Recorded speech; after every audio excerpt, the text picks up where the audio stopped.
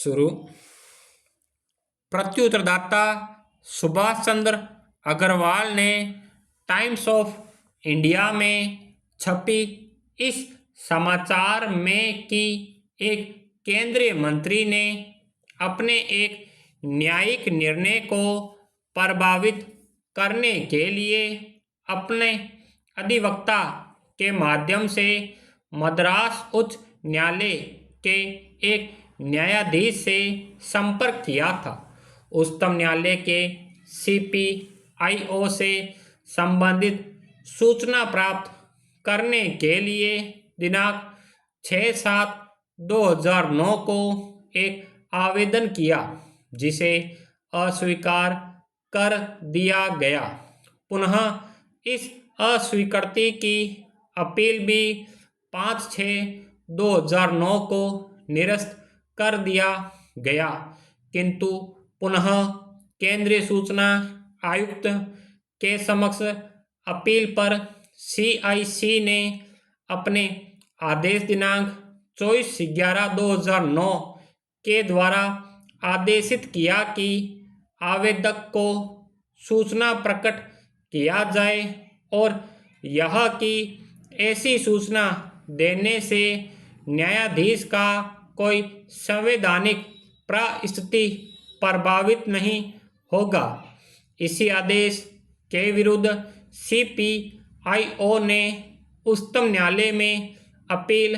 प्रस्तुत किया। Para civil appeal संख्या 252/2010 के अंतर्गत मामला यह था कि प्रत्युत्तरदाता सुभाष चंद्र ने CPIO के समक्ष एक आवेदन पत्र देकर उच्चतम न्यायालय में न्यायमूर्तिगण HL दत्तू, AK गांगुली और RM लोढ़ा की नियुक्ति से संबंधित सभी फाइलें पत्राचार की सूचना दिए जाने की मांग किया था, जिनकी नियुक्ति वरिष्ठता क्रम की उपेक्षा करते हुए की गई थी, किंतु रजिस्ट्री ने यह कहते हुए सूचना देने से इनकार कर दिया कि न्यायाधीशों की नियुक्ति राष्ट्रपति के द्वारा की जाती है और संबंधित सूचना रजिस्ट्री में उपलब्ध नहीं होती है। इसके विरुद्ध प्रथम अपील निरस्त हो जाने के बाद अगली अपील पर मुख्य सूचना आयुक्त ने दिल्ली उच्च न्यायालय के निर्णय दिनांक 2/9/2009 तथा SP गुप्ता बनाम भारत संघ में दिए गए उच्चतम न्यायालय के निर्णय पर विश्वास व्यक्त करते हुए अपील अनुज्ञात किया और आवेदक को उसके द्वारा मांगी गई सूचना प्रदान करने का निर्देश दिया। इसी प्रकार अपील संख्या 252 में भी प्रत्युत्तरदाता सुभाष चंद्र अग्रवाल ने विभिन्न राज्यों के मुख्य न्यायाधीशों को अपने संपत्तियों के किए गए न्यायाधीशों की घोषणा से संबंधित सूचना प्राप्त करने के लिए दिनांक 10/11/2007 को एक आवेदन CPIO के समक्ष प्रस्तुत किया था, जो मामला अंततः दिल्ली उच्च न्यायालय में पहुंचा, जिसमें उच्च न्यायालय ने रिट याचिका संख्या 288/2009 का निस्तारण करते हुए आदेश दिनांक 2/9/2009 के द्वारा मुख्य न्यायाधीश को लोक प्राधिकारी मानते हुए कुछ सीमाओं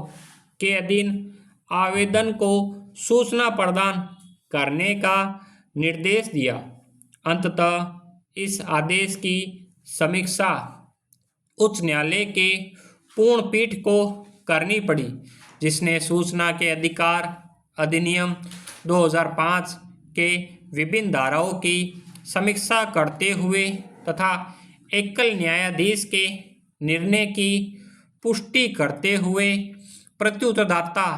के पक्ष में निर्णय दिया। अतः उपर्युक्त मामले के साथ इस निर्णय के विरुद्ध भी उच्चतम न्यायालय में अपील प्रस्तुत किया गया। उपयुक्त तीनों अपीलों को समेकित करते हुए उच्चतम न्यायालय की एक खंडपीठ ने निम्नलिखित पक्ष विरचित कर उसे संविधान पीठ के द्वारा विनिश्चित किए जाने हेतु निर्देशित किया, जिस पर इस संविधान पीठ ने निर्णय दिया। पैरा, क्या न्यायपालिका की स्वतंत्रता का सिद्धांत चाही गई सूचना को सार्वजनिक किए जाने से प्रतिबंधित किए जाने की आवश्यकता है और ऐसा किया जाना समय की मांग है? क्या चाही गई सूचना न्यायपालिका के कार्यप्रणाली में हस्तक्षेप करता है? क्या चाही गई सूचना को सभी संवैधानिक अंगों के द्वारा एक ईमानदार राय के स्वतंत्र और सही राय को सुनिश्चित करने तथा विनिश्चयों की विश्वसनीयता में किसी से बचने के लिए जो प्रभावी सलाह लिए जाने के लिए तथा सही निर्णय लिए जाने के लिए अनिवार्य भी है और इसे प्रदान नहीं किया जा सकता है? स्टॉप।